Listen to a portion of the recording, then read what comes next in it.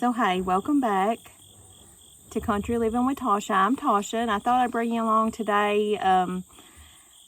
Well, tomorrow's the first day of fall, so we've got a lot to get done, trying to get ready for the winter.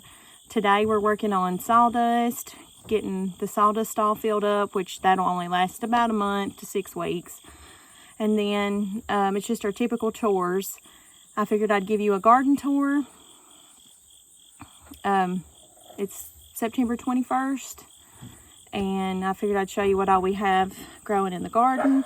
And also, I was going to include a recipe here.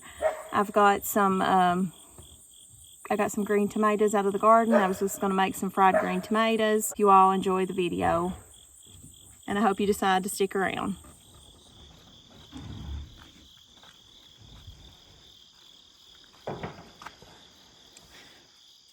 It's Saturday morning. It's chore time. Our sawdust pile is empty, so we're going to go grab some sawdust.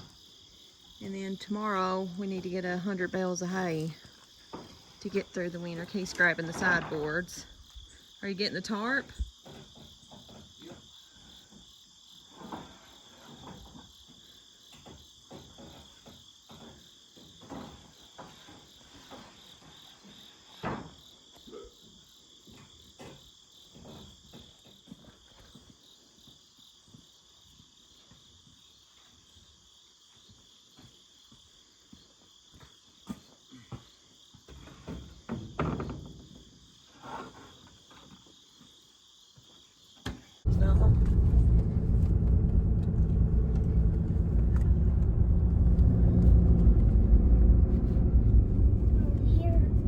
Almost.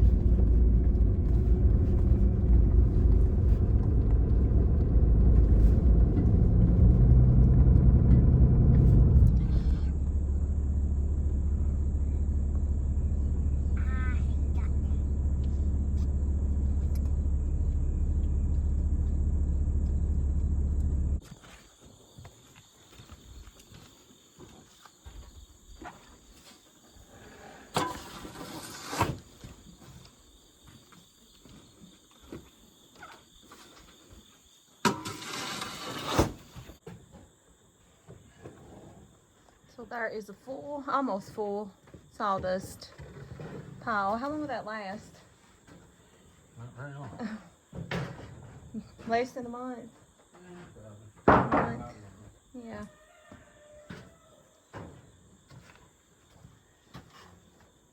Thought I'd show you what's growing in our late September garden. There's not a whole lot, but I know some people are here for just the garden videos, so these are for you. I'm gonna show you what we have growing and gonna pick a few things. I brought my basket with me. So Keith's already been working on trying to clear it off. Let me show you. We planted a second round of cucumbers. Let's see if I have any. There's a ton of blooms.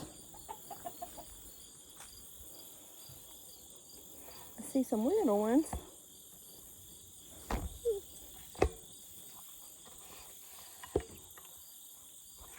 Some blooms and some little cucumbers.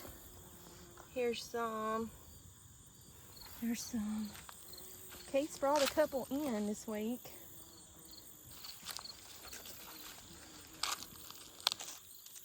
The bees are still working it really good. They're everywhere.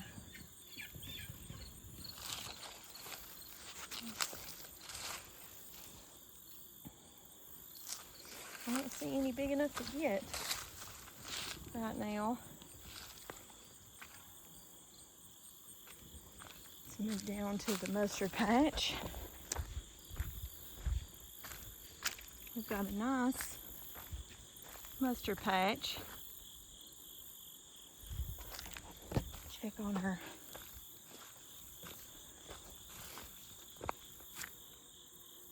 cabbages. They're looking pretty.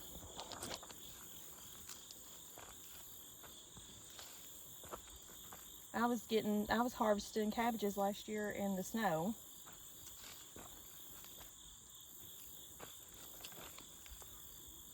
Get in here and check on our broccoli.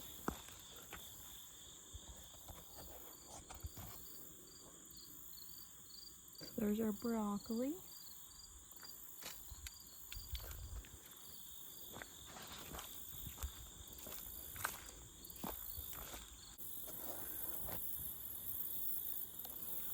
Still, our pumpkins are still growing. We've harvested about 5 of the big giant ones.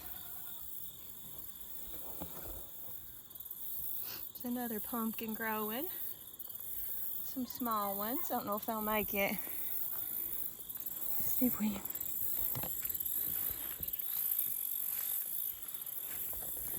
see some red tomatoes.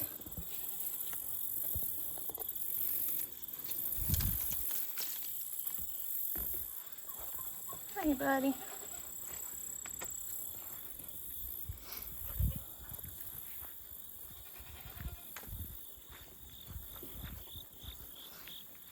Grab the ones that still look good.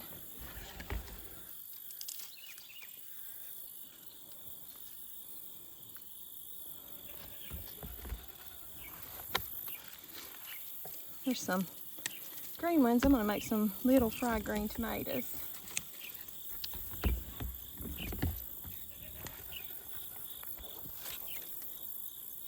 It's kind of weighty. I'm scared of snakes.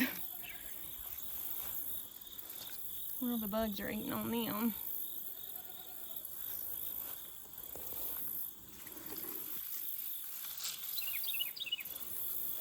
Let's see. Kate's gonna have to come through here with the weed eater.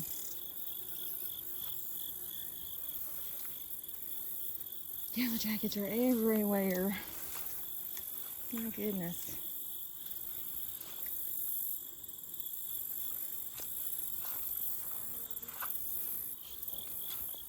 Some more pumpkins.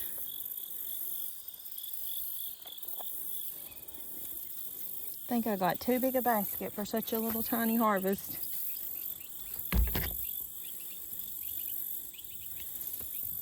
Oops.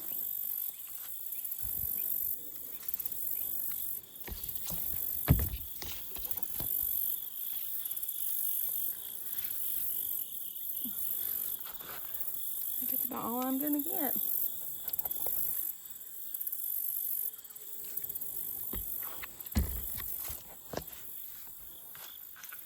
Those are all got bug damage. I'm gonna leave them. I forgot to check the green peppers. Let's see what we got. They're falling over. Got quite a few of them. I should have brought my bucket and my basket. I left it. See if I can put this one back up.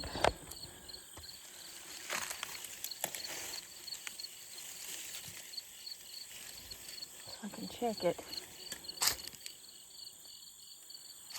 Now, look at this one.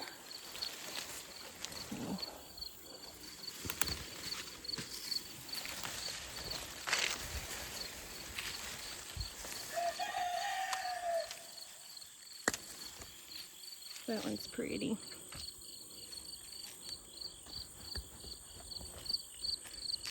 Some more.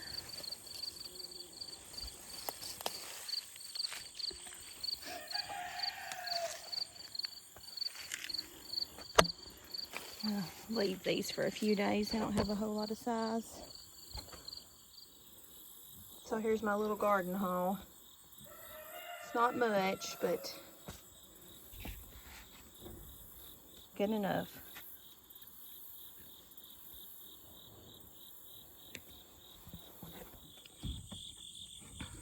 So I was going to insert a clip in of when we dug our potatoes.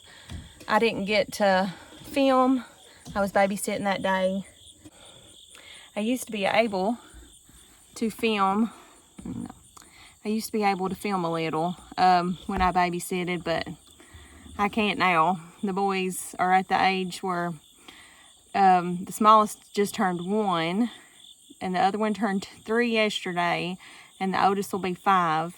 But I cannot turn my back on the 1-year-old. If I do, he's got something in his mouth.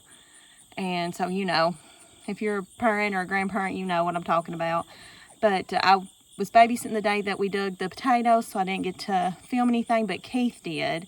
And I did get some footage afterwards. We put them out in the yard to let them dry before I stored them, but I'll include that in here also. But I'm going to insert that clip here of when we dug the potatoes and how much we got. I think we got about 80 pounds. I think I say that in the video.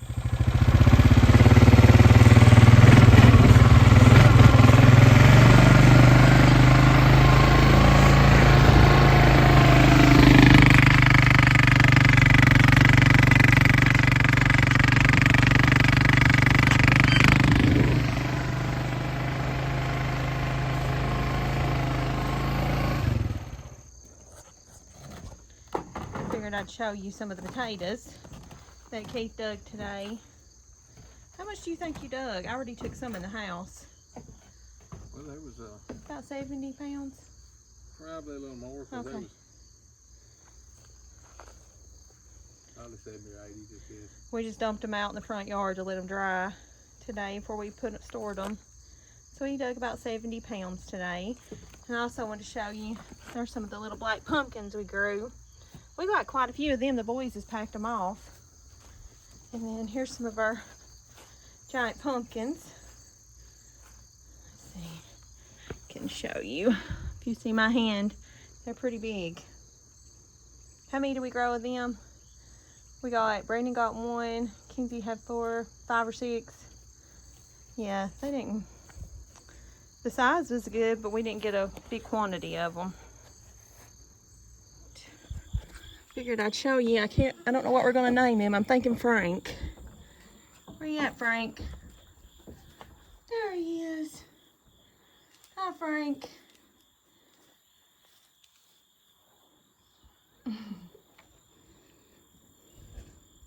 There's Daisy. Hi, Frank. We just got him yesterday. Yeah, yesterday. And let me show you the new pony. He ain't coming to me, but here's the new pony. His name's Scout. He's a little stud. Scout. He's a dog. You should see his mane and tail. Scout. Yeah, he's not gonna pay attention to me. Come here. Okay, the 2 little green tomatoes I got in the garden, I'm gonna make some fried green tomatoes. It's just Keith and I here, so it'll be plenty for us. I'm gonna slice them really thin.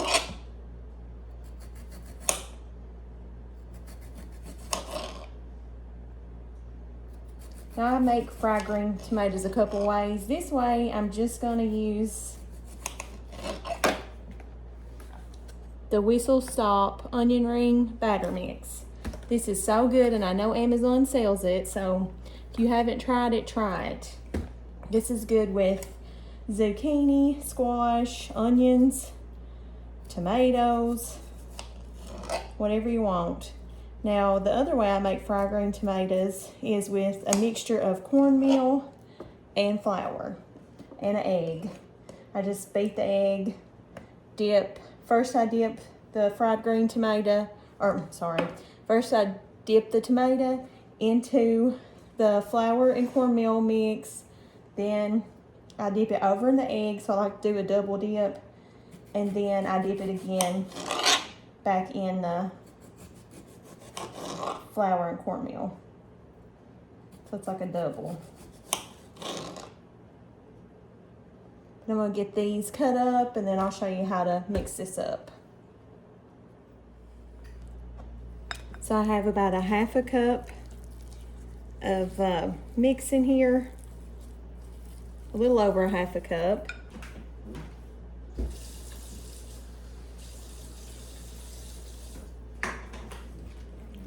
And about a 1/4 cup of water. You don't want it too thin or too thick. So I'm just gonna mix it up. You see all those spices in there? This is so, so good. There's just a few places, the only one place in our little town that sells it. It's called IGA. I don't know if you all have one of those in your town, but they have it. There's the Amish stores usually keep it, or Mennonite stores. And then Walmart occasionally will have it. No, we haven't been able to find it in Walmart, so.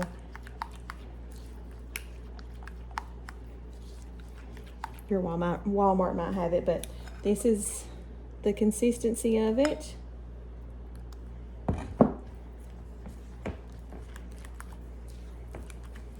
Got some oil heating up over here in my skillet.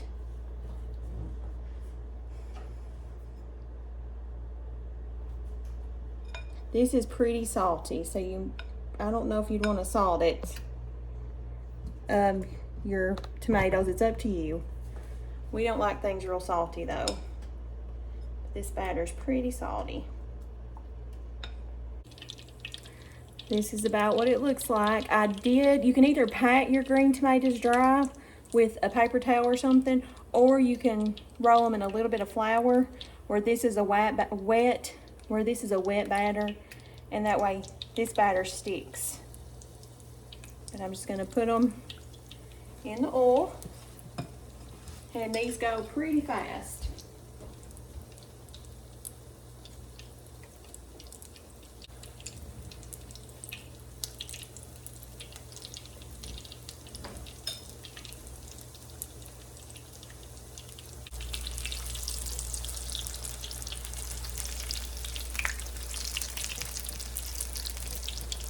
It smells so good.